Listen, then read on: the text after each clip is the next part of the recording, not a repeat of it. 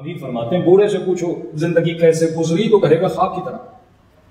آپ اپنے دادا دادی نانا نانی کو بٹھائیے 80 سال کے 75 سال کے، پوچھیے کہ دادا آپ کی زندگی کیسے گزری، این یہی جواب دے گا کہ بیٹا پتہ ہی نہیں لگا 70 سال ایسے گزر گئے، جیسے کل میں نے جاب کی تھی، شادی کی تھی، آج پتہ ہی نہیں لگا، بچے بھی جوان ہو گئے، بچوں کے بچے بھی ہو گئے۔ اور یہی کیفیت ایک جوان کی ہے۔ 25 سال کے جوان سے پوچھو گے زندگی کیسے گزری، وہ بھی یہی کہے گا پتہ ہی نہیں لگا، خواب کی طرح گزر گئے۔ 15 سال کے بچے سے پوچھو گے زندگی کیسے گزری، وہ بھی کہے گا پتہ نہیں لگا، خواب کی طرح گزر جائے گی۔ تو جس طرح آج مجلس حسین میں بیٹھے ہو، اسی طرح کل اپنے جنازے کو دیکھ رہے ہو، پتہ ہی نہیں لگے گا کہ دیکھو گے لوگ تیرا جنازہ اٹھا کے قبرستان کی طرف جا رہے ہیں۔ مولا فرماتے ہیں اب مہلت ہے، لیکن وہ وقت جب تمہارے پاس آئے گا، اس وقت فرعون بھی کہہ رہا تھا کہ رب ارجعونی، اے خدا مجھے پلٹا دے تاکہ میں عمل صالح کروں۔ اللہ کی آواز آئی اب دیر ہو گئی ہے۔ یہ وقت اور یہ گھڑیاں، یہ سیکنڈ جو ابھی مجلس حسین میں گزار رہے ہو، یہ اللہ کی مہلت ہے۔ اب اس مہلت سے استفادہ کیا کرتا ہے؟ تجھے مفہوم فنا اور بقا کی پہچان ہونی چاہیے کہ فنا کیا ہوتا ہے، بقا کیا ہوتی ہے۔ دوسری چیز، اپنی حقیقت کو پہچان۔ پہلے خود کو اپنے جسم سے الگ سمجھ۔ اگر تو اپنی حقیقت اپنے جسم کو سمجھے گا تو صبح سے شام تک تو کس کی زیب و زینت کے لیے لگا رہے گا؟ جسم کی زیب و زینت کے لیے لگا رہے گا۔ لیکن تو نے اپنی حقیقت اگر روح کو سمجھ لیا، جسم فنا ہوگا، روح کو خدا بقا دیتا ہے۔ جسم کے لیے جو کرے گا اس کی عین فنا ہے، روح کے لیے جو بھی کرے گا اس کی انتہا کیا ہے؟ بقا ہے۔ کہ میں نے امام حسین کا یہ جملہ کوٹ کیا تھا، کئی مرتبہ مجالس سے کر چکا ہوں، شاید دوسری یا تیسری مجلس میں، کہ امام سے پوچھا گیا مولا لذت جسمانی اور لذت روحانی میں فرق کیا ہے؟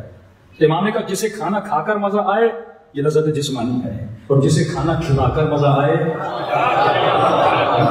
یہ لذت روح کی لذت ہے۔ اب دونوں لذتوں میں فرق کیا ہے؟ ایک ہفتہ پہلے کھانا کھاؤ گے یاد بھی نہیں رہے گا کہ میں نے کیا کھایا تھا، لیکن 1 سال پہلے کسی یتیم کی مدد کی ہو، کسی غریب کی مدد کی ہو، 10 سال کے بعد بھی سوچو گے تجھے کیا آئے گا؟ مزہ آئے گا۔ بندہ ایک بار مثلا کربلا گیا ہے، وہ زیارت کبھی ذہن سے نکلتی ہی نہیں ہے، کیونکہ وہ روح کی لذت ہے۔ لیکن اربعین میں کئی کھانے تم نے کھائے ہوں گے، وہ بندہ بھول جاتا ہے، اور حسین کی پڑھی ہوئی زیادت انسان نہیں بھولتا۔ مجلس امام حسین میں کون سی لذت ملتی ہے تمہیں؟ جسم تو بیچارہ بیٹھ بیٹھ کے تھک جاتا ہے، کئی لوگوں کو نیند آنے لگتی ہے، جسم تو ایک جگہ جواب دے دیتا ہے نا، لیکن تیرے اندر طلب ہے، عشق ہے، جو مور ان مور کی ڈیمانڈ کر رہا ہے۔ جسم تو تھکا ہوا ہے، پھر تو کیوں بیٹھا ہے مجلس امام حسین میں؟ پاؤں میں چھالے پڑ جاتے ہیں، پھر بھی کیوں چل رہا ہے حسین کی زری کی طرف؟ جسم جواب دے رہا ہے نا، چل چل کے بندے کے پاؤں سوج جاتے ہیں، مطلب جسم کہہ رہا ہے کہ میری ہمت ختم ہو گئی، روح کہتی ہے کہ تیری ہمت ختم ہوئی تو کیا ہوا، میری ہمت ختم نہیں ہوئی۔ روح کبھی تھکتی نہیں ہے، کیونکہ روح پیاسی ہے روحانی لذتوں کے لیے۔ اب تو اسے عادت دے رہا ہے، جسم ایسے عادی نہیں بنتا۔ معذور فرماتے کم از کم 40 دن اسے اچھا شاگرد بنا۔ جسم آسائش کو پسند کرتا ہے، جسم آسانیوں کو پسند کرتا ہے، جسم لگژری لائف اسٹائل کو پسند کرتا ہے، جسم ہمیشہ چاہے گا ایسی روم میں بیٹھا رہے، کبھی گرمی میں بیٹھنا پسند نہیں کرے گا۔ اب یہاں کوئی ایسی تو نہیں ہے، لیکن تم پھر بھی بیٹھے ہوئے ہو، یہ جسم کی چاہت نہیں ہے، یہ تیری روح کی چاہت ہے کہ تم مجلس امام حسین میں آیا۔ اس چیز کو ڈیفائن کر۔ دوسرا یہ کہ تیرا جسم محدود نہیں ہے، تیرا جسم محدود ہے، تیری روح محدود نہیں ہے۔ ایک محسوس مثال دوں تاکہ آپ اس کو محسوس کریں۔ جب آپ سے پوچھا جاتا ہے کہ آپ کتنے سال کے ہو، کوئی بولتا ہے 50، کوئی بولتا ہے 30، کوئی بولتا ہے 35، کوئی بولتا ہے 40، ٹھیک ہے، لیکن اندر ہی اندر میں خود سے پوچھوں گے کتنے سال کا ہوں؟ 60 سال کے بوڑھے کو بھی یہی لگتا ہے جب میں 15 سال کا تھا میں ویسا ہی ہوں۔ آپ 70 کبھی ہو جاؤ گے نا، آپ خود کو وہی محسوس کرو گے جو آپ تھے۔ یہ اور باتیں، گھٹنوں میں تکلیف ہوگی، کھانے پینے میں تکلیف ہوگی، چلنے پھرنے میں تکلیف ہوگی، لیکن آپ جب خود کو دیکھو گے نا، آپ تو بولو گے میں وہی ہوں، بس میرا تجربہ بڑھا ہے، میرا علم بڑھا ہے، لیکن میں تو وہی ہوں جیسے آپ 7 سال کے تھے، جیسے آپ 15 سال کے تھے۔ تو روح میں رد و بدل نہیں آتا۔ یہ جسم ہے جو بوڑھا ہو جاتا ہے، روح کبھی بوڑھی نہیں ہوتی۔ روح کی کوئی ایج ہی نہیں ہوتی کہ 50 سال کی ہے یا 60 سال کی ہے، کیونکہ روح لامحدود ہے، وہ ایسا وجود مجرد ہے۔ جسم کی ایج ہوتی ہے، مٹیریل کی ایج ہوتی ہے، مٹیریل کو فنا ہوتی ہے، روح کو فنا نہیں ہوتی۔ تو جب مجھے سمجھ میں آ گیا کہ میں فنا کے لیے نہیں بنا، میں بقا کے لیے بنا ہوں، تو بقا کے لیے اس سامان سفر کا بندوبست کرو جو عالم بقا میں کام آتا ہے۔ وہاں پہ یہ دولت کام نہیں آئے گی، وہاں پہ یہ گھر کام نہیں آئیں گے، لیکن سوال یہ کہ دولت کام کی ہے کہ نہیں ہے؟ معصوم فرماتے کام کی ہے۔ جب پیسہ تیرے ہاتھ میں ہوتا ہے، یہ مال ہوتا ہے، جب تو اللہ کی راہ میں خرچ کرتا ہے، یہ تیرا رزق بن جاتا ہے۔ کسی کے اکاؤنٹ میں 50 کروڑ ہیں، کہ مولا یہ مال ہے یا رزق ہے؟ کہا مال ہے۔ کہ مولا رزق کیا ہے؟ کہ رزق وہ ہے جتنا وہ کھاتا ہے۔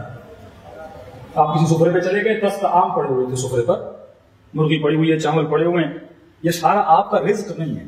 جتنے لقمے آپ اٹھا کے شکم میں ڈالتے ہو وہ آپ کا رزق ہے، جو بچ گیا وہ آپ کا مال ہے۔ ابھی فرماتے ہیں نا دانے دانے پہ لکھا ہے کھانے والے کا نام، وہ جو کھاتے ہو وہ تیرا رزق ہے، جو بچ گیا وہ مال ہے۔